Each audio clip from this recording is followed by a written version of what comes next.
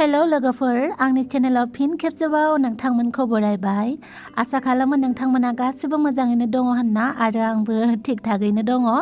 आं दा थांनो ओंखारगासिनो पल्टन बाजार रेलवे स्टेशनसिम नोंथांमोना आंनि भिडिअखौ नायलांबाय थादो अब्ला मिथिगोन नोंथांमोना आं बहा थांनो ओंखारदों फैदो दानिया भिडिअखौ नायलांदोनि मोनफैबाय दा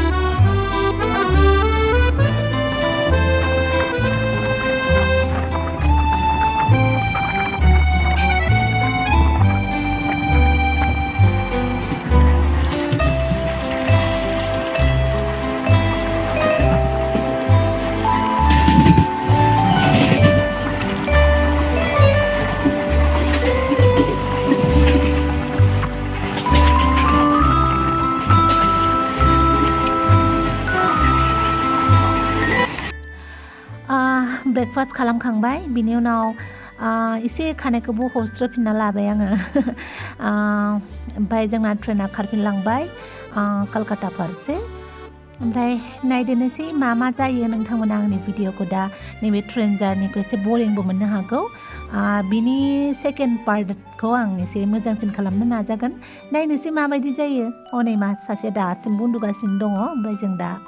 सिखारजोब्बाय बयबो माने फुंनि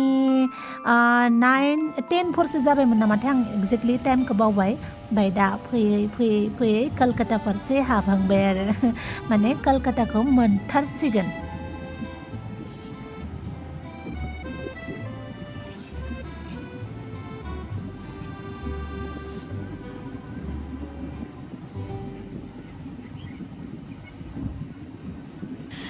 फाइनली रायजोफोर कलकाता मोनसिगोन ओमफ्राय ड्रेसखौबो गांसे लाना लाखाबाय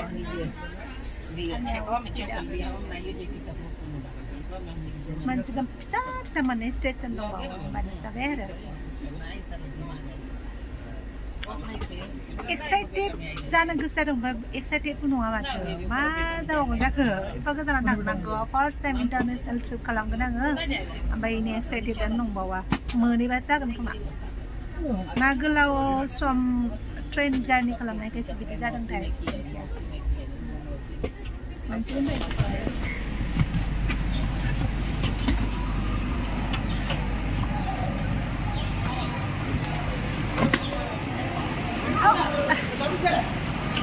कलकाता मोनफैबाय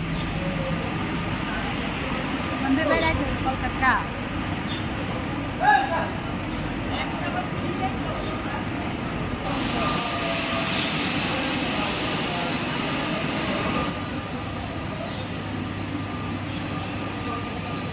Thank you.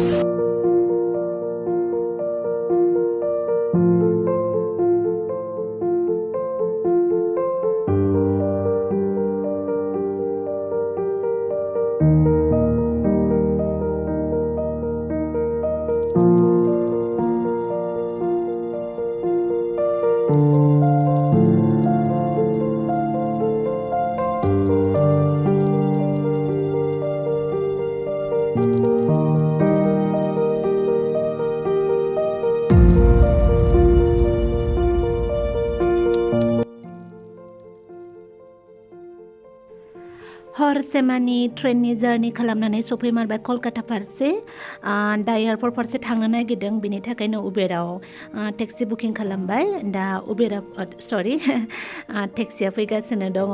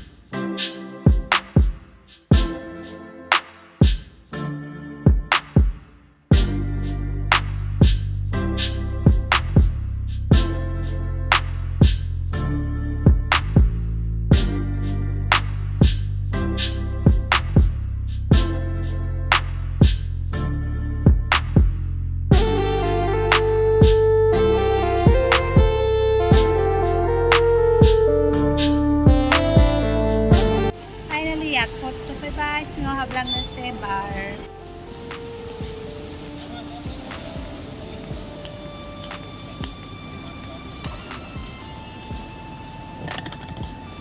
बै डिजाइनखौ बन्द खालामना होदों आरोना दायो माबा मोनसे जानोसै आरोना हाबफैग्रोना लानानै थांफिननो मोनला मानोबो मोनला ओमफ्राय बायहेरायाव ओंखारलांफिननोबो ना ओमफ्राय जोंनि स्टाफ माने एयार एसियानि स्टाफफोरनि माबा नांगौनो आरोना बिसोरनि पारमिसन लानांगौनो होनबासो थांनो मोनोनो ओमफ्राय दा एयार एसियानि स्टाफफोरानो दाबो सासेबाव मोनफैयाखै ओंखायनो दा नै दङ जिरायनानै माबा मोनसे जानोसै होननानै मा मोनजागोनथाय जि दाम थायो कफि मोनसेयावनो माबाखा 250 खा माबाया 40 मोननाय कफियानो 250 नेनोसै दसे बरिं थांफेराखै माबायदि लोगोसे गोसोआबो एसे गुद मोनगासिनो दं आरोना थांफेरै जायगायाव थांनो ओंखारदों नालाय मालाबा बेरायनांगौबो गोजान जायगाबो एक्सप्लर खालामनांगौ बिसोरथ' मोनसेल' जायगायाव थाबाय थानो ना एसेबां खामायदों जेब्ला बेरायनाबो नायनांगौ एसेबां खस्थ' खामायो फुंनि 10टानिफ्राय मोनानि 6टासिम बिनि उनाव भिडिअ एडिटिं माबा बेफोरखौलाय मानि थाखाय खामायदों नङा होमबा उदैनि थाखायथ' खामायदों बेथ' नंगौ नाथाय एसे गोजान जायगाखौ नायनांगौ जिहेतु जोनोम मोनबाय जेब्ला गासैखौबो खेबसे एक्सप्लर खालामनांगौ गासिखौबो नङाबाबो एटलिस्ट मोनसे जायगासो बेलेग जायगा नायनांगौ नामनि आन्था नङा होमबा थैनानै थांखांबा बै मोनसे जोनोमनि मानसिफोरनो खोन्थाहैनो नङा होमबा मा होनोमोनलाय बेखौ सोरगो रायजोसो मोनहैगोन ना फाथाल फुथालसो मोनहैगोन मिथिला आरो खोन्थाहैनो आरो